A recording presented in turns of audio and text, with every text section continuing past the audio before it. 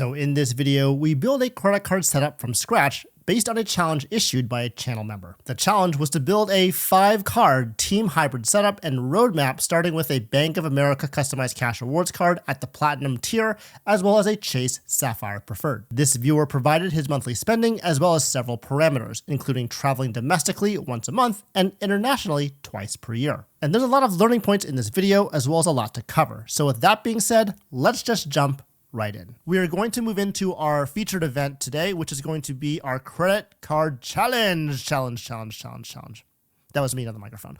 So our challenger was JC, who hopefully is still here in the house. He's looking forward to the challenge. He is also a channel member. So if you want to, again, join the membership, definitely check that out down below. The challenge here is this. His challenge was to create a 5-card team hybrid setup and a roadmap from his starting 2 cards, which is the Bank of America customized cash rewards card, which he's at the platinum tier, as well as the Chase Sapphire Reserve.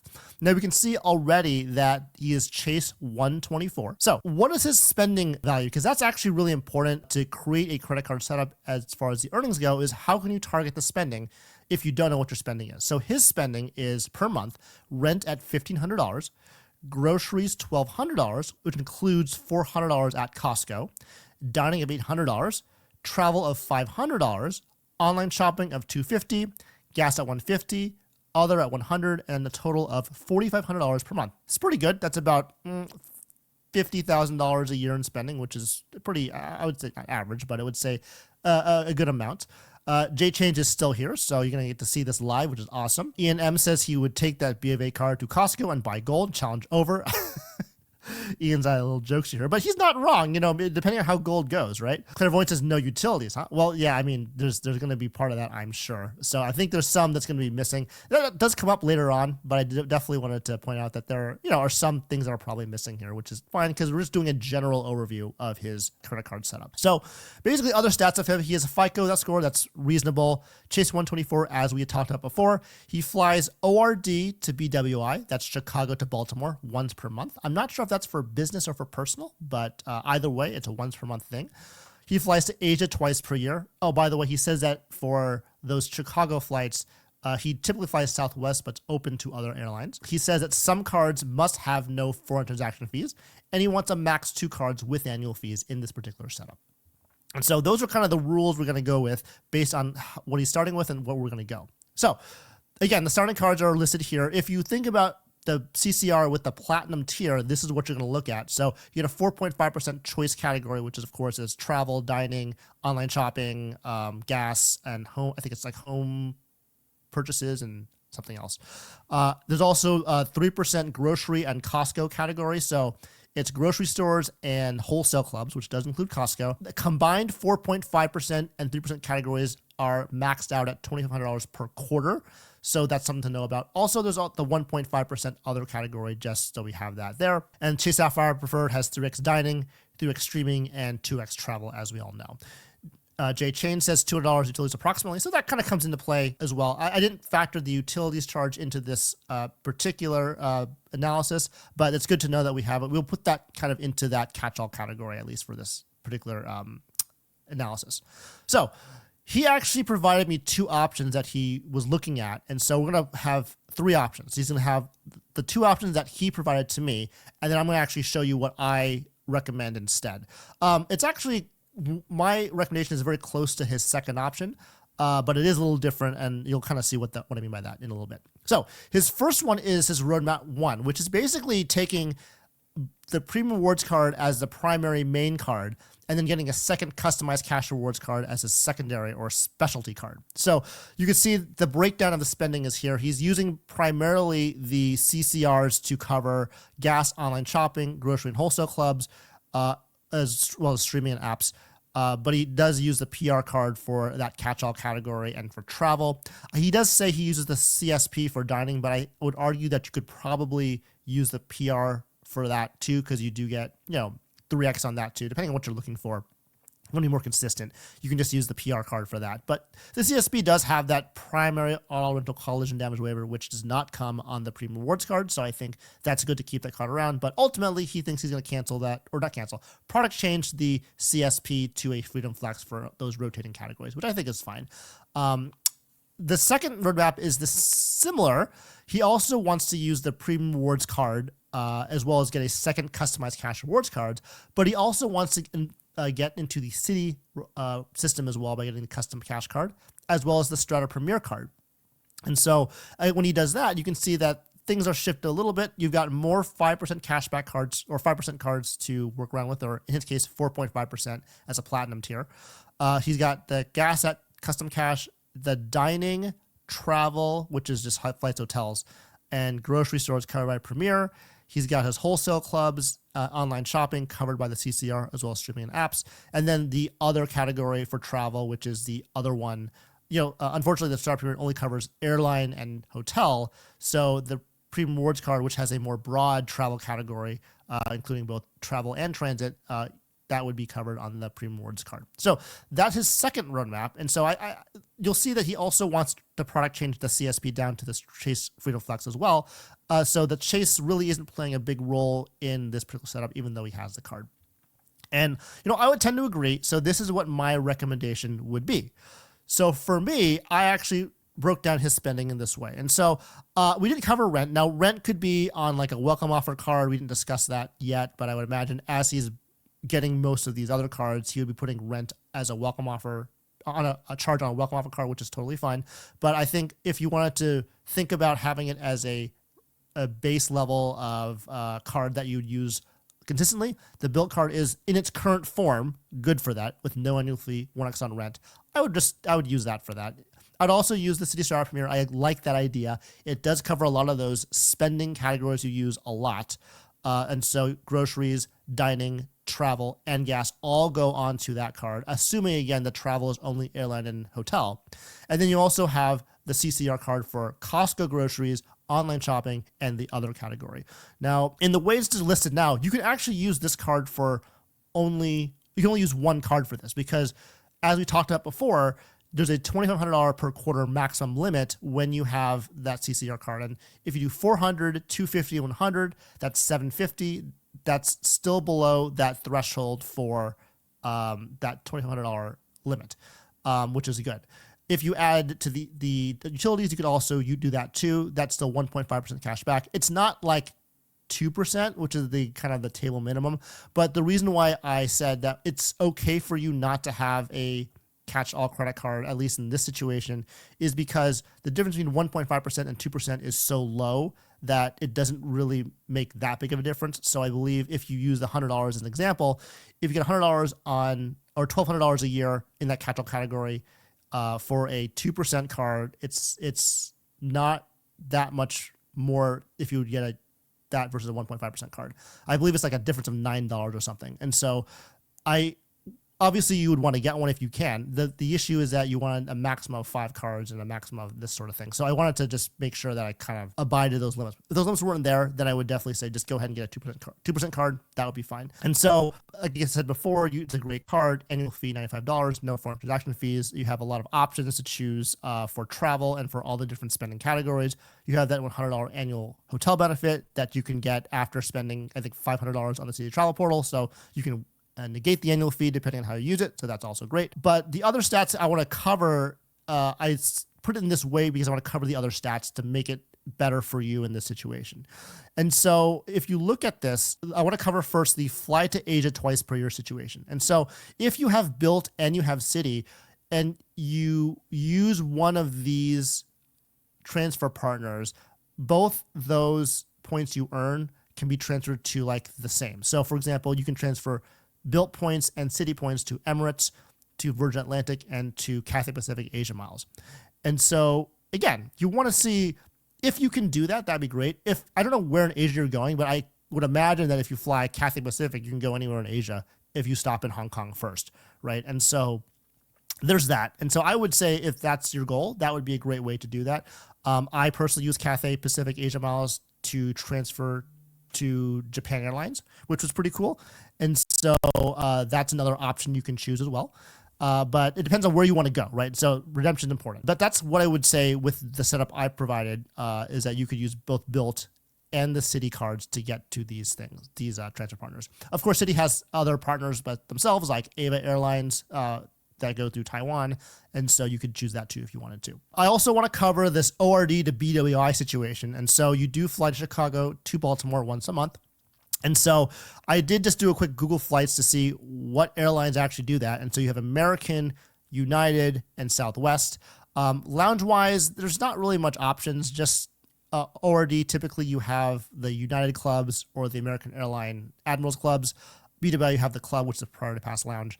So the question here is, do you choose American Airlines, United, or Southwest? And so I guess you could figure out what you wanted to do based on the location, but because of Chicago and how it's very United heavy, it's really hard to get good perks if you were to get flight status with them eventually. So I would go towards American Airlines or Delta if I could, just because there's less people flying through Chicago on those airlines, less of the business travelers. So I would go with American Airlines. And that's why I would choose the AA Aviator Red card for this. Now, we all know that Citi is interesting because Traveling with Lynn kind of popped off right here with the exact thing I was thinking about. Is it any news on when Citi is adding American as a transfer partner? So I don't know the answer to that, but we know that they will be adding their cards as the exclusive provider for Citi. So if that's the case, then you're already in a good spot because you're already going to be starting to earn Citi points. And if they do become a transfer partner with Citi, that's going to be really, really helpful for you. I mentioned the Aviator Red card only because you do fly once a month. I don't know if you check bags or not. You may or may not, but if you do check a bag, if it's $35, $40 ish a bag round trip, so it's $80-ish per trip, 80 times 12, 9. That's almost like $1,000 of bag fees if you go once a month round trip, and so that's a lot of savings on a card if you just have a $99 annual fee card. So I recommend one of those American Airlines cards for that. But because we know that Citi will eventually be the exclusive issuer of these American Airlines cards, I would just recommend getting the Aviator Red card first. That way you can get this card, have it under your belt, and then eventually, if you decide to kind of move forward with American Airlines and have more of the cards, you'll not miss out on this particular card. And it's got a really great welcome offer of 60K miles on the first purchase, and you pay for the annual fee at $100. That's also really good too. Jay Chain says, I almost always check bags. That's why I love Southwest so much. Well, we all know about what happened with Southwest. If you do check bags and it's like at least one bag, I think that having an American Airlines card or a United card or a Southwest card would be very important. I would go with American Airlines in your situation. The United cards, we'll go over those later on, did have a refresh of all of their cards, but they're all higher annual fees now. And because we're looking at Citi cards for you in your credit card setup, I think AA is a better match than United or Southwest. And so that's where I think would go. So I would go with the AA Aviator Red. Definitely a great card to consider. He also says he flies to Taiwan twice a year. So, if you wanted to use Citi for Ava Airlines, that is like a nonstop from probably wherever you're flying from. I would imagine it's ORD, but I'm not sure. So there's that. So that's a great thing to think about. And then, of course, Citi also has Cathay Pacific. So that's not directly to Taiwan.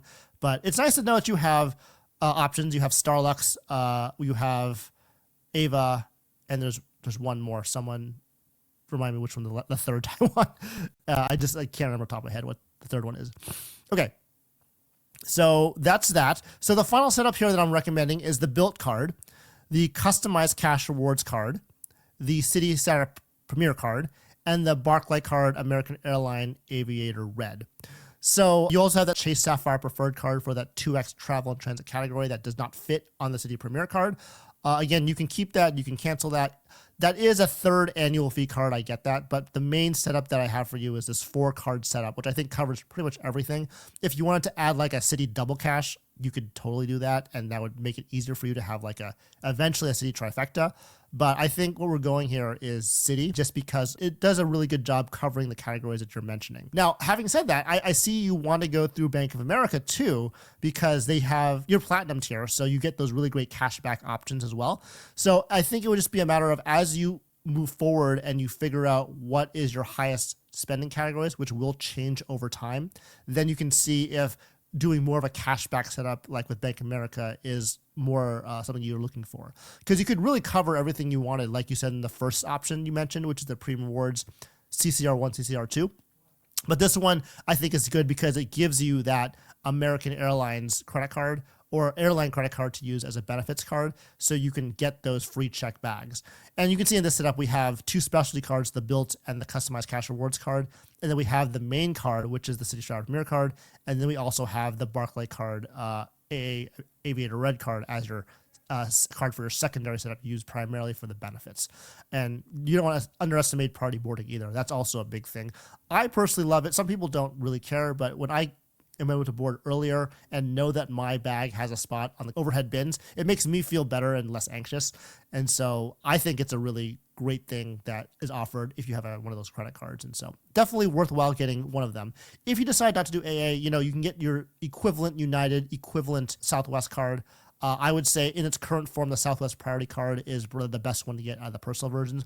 For United, actually, the United Quest card looks really good. It actually looks better than the Explorer card, in my opinion. It used to be flipped, but after the refresh, I think the Quest card is better. It just costs a lot more money. You got to deal with more statement credits at the same time. And we'll kind of go over those in a moment as well. Thank you. So Jay Chain says, I think Ava, Starlux, and China Airlines. Yeah, so it's China Airlines. That's what it was. That I was thinking of. So China Airlines, Cathay, and Starlux. And then those are the three for Taiwan. Mike Yip also says it seems like the CSP is the odd one out. It's absolutely true. And I believe he also said that Starlux is beginning in Ontario soon, which is true. Right now, Ontario only does China Airlines to Taiwan, but they will soon have Starlux. And I'm also excited to try that out. Hopefully for my next Asia trip, I want to take Starlux over to Taiwan and see how that goes. So that's going to be awesome. Okay. Clairvoyant says, this is a lot of issuers for a simplistic setup. I know.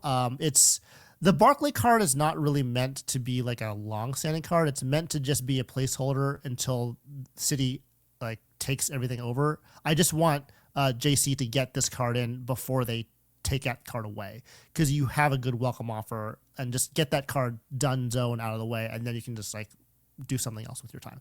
What's nice about the way that I did it, though, is that if you kind of apply for things, only one of those cards has a welcome offer. So you'd get the City Sapphire Premier card first. You'd have that welcome offer to work with. You can also get the Barclay card and the Wells Fargo card probably together on the same day. And both of those don't technically have a welcome offer. The Barclay card just has a one charge on it and then pay your annual fee. It is a welcome offer, but it's not really, because it's pretty easy. So I only focus on the Star Premier as that usual welcome offer. Because you only got 4 cards, though, you're at Chase 424. So you now have the opportunity to, if you see an elevated offer with Chase, you can grab that both on the business side or the personal side, which is great. So you have that option. Also, you can consider doing the Citi Custom Cash and Double Cash, like I mentioned to you. Of course, doing that will put you at 524, so that's a problem if you're thinking of getting a Chase card later on. Just be mindful of the Citi 1 of 8, 265 rule, which is you only get 1 Citi card in 8 days, only 2 Citi cards in a 65-day period. I believe there's an applicable to only Citi cards, not co-branded cards. But someone correct me if I'm wrong about that. Of course, you can also downgrade the CSP to Chase Sapphire, the Chase Freedom Flex, when you want to do that as well. Joey for Point says, it's a simplistic setup, but the coverage is good. Not every setup needs to be 1 card. I totally agree with that. Jay Chen says, thanks a lot, Sam. That was super helpful. I appreciate that. Okay, well, good. Well, we're not quite done yet, so we have 3 options here. First setup we talked about, which is just basically the Bank of America Premium Rewards card. We have the second setup, which is the Premium Rewards card, plus the Strata Premier card and the Custom Cash card. And then the third one is the one I recommended, which is the Built card, Customized Cash, Strata Premier, and the Barclays Aviator Red card. And so those are the 3 types of setups. So the question now goes out to you guys in the audience. What do you think you should pick based on those 3 different options? What do you think JC should pick in his situation if you were going to be JC? So what credit card setup would you recommend? Would you do the Bank of America with 2 CCRs? Would you do it with Citi Sapphire Premier? Or would you do the one that I recommended as option number 3? So we're getting some votes in now. It looks like so far we're favoring the one that I recommended. Again, option 2 and option 3 are fairly similar to each other. I think the only difference is that one has a Built card and one has a Premium Rewards card. I really do think that having an airline card, JC, in your situation is important, just because like you said, you check bags often.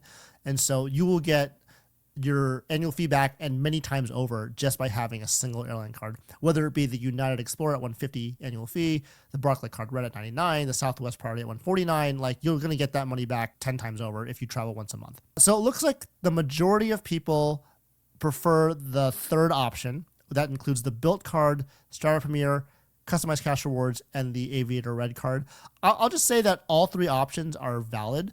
Option 1 actually is the most simplistic option, where you just have basically 3 cards, but 1 premium rewards and 2 CCRs. So if you're looking for simplicity, that's not bad. And you're looking for a setup that doesn't involve transfer partners, it's also not bad either. But it depends again on your rewards goals in this situation.